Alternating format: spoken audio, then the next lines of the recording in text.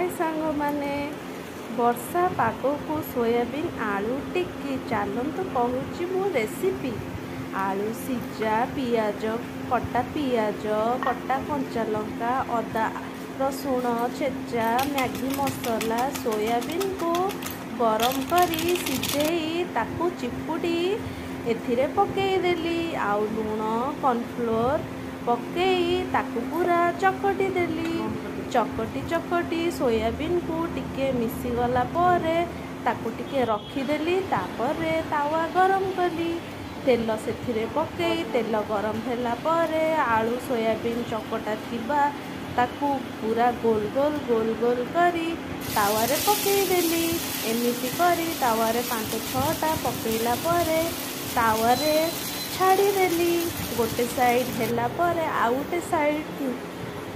तापरे गला मोर सोयाबीन आलू टिक्की रहिली टाटा।